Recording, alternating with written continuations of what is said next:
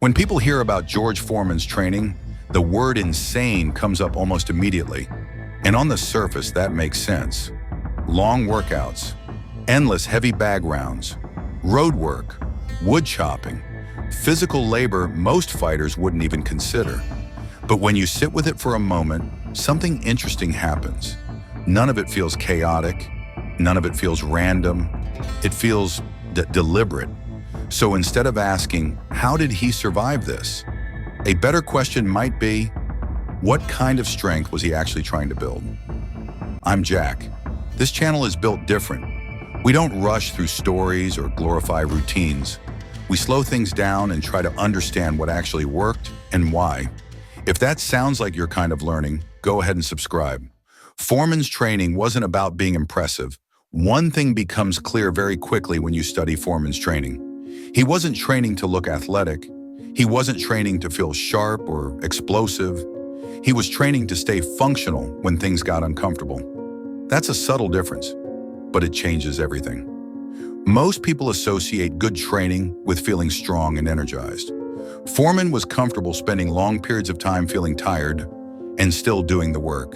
That wasn't an accident. The heavy bag, where most people would quit, because this was the heart of his routine. Foreman would hit the bag for 35, sometimes 45 minutes straight. No clean rounds, no breaks to shake out the arms, no pacing to save energy. If you've ever done extended bag work, you know what happens. At first, everything feels fine. Your punches are sharp, your shoulders are loose. Then the burn starts. Your arms don't come back as fast. Your technique slips a little. You start thinking about stopping. That moment, right there, is where Foreman stayed. He wasn't trying to look good. He was teaching his body that work doesn't stop just because it gets uncomfortable. Over time, that changes how power feels. Why his power felt different. People often describe Foreman's punches as heavy. Not fast, not flashy, heavy. That kind of power usually comes from repetition under fatigue. When your arms have been working for a long time, every punch carries weight instead of snap. Foreman leaned into that. He didn't need speed if the pressure never went away. And pressure, unlike speed, tends to stick around longer as you age. Road work. A different kind of conditioning. Foreman's running wasn't about showing off endurance. It was about familiarity. Familiarity with breathing hard. Familiarity with tired legs. Familiarity with continuing anyway. Steady road work teaches you something quiet but important.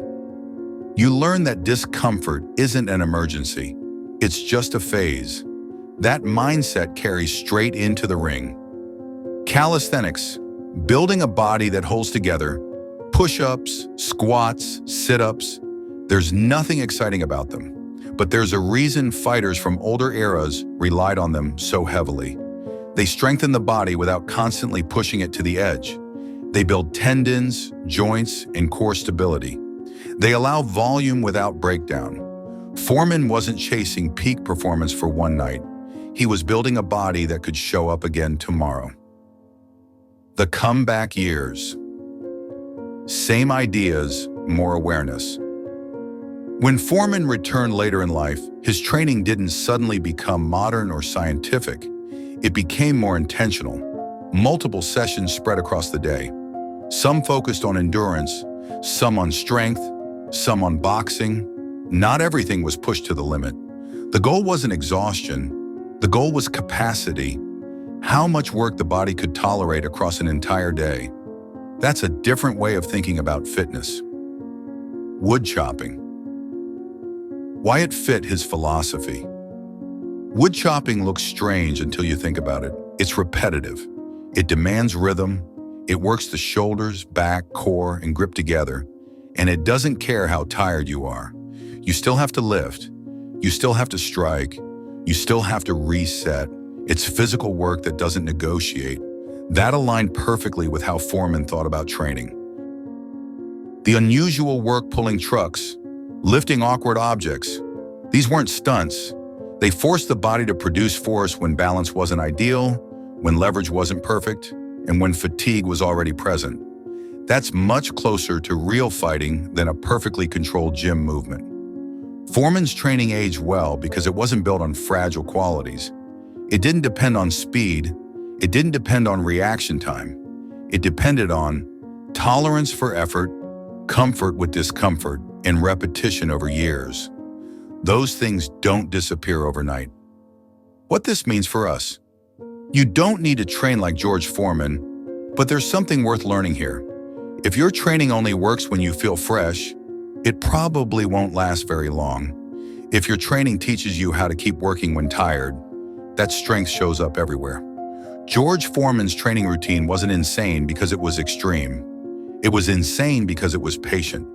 Patient enough to build strength slowly, patient enough to repeat boring work, patient enough to stay with discomfort. That kind of training doesn't age quickly, and that's the real lesson. If this helped you think about training in a different way, like the video, subscribe, and I'll see you in the next one.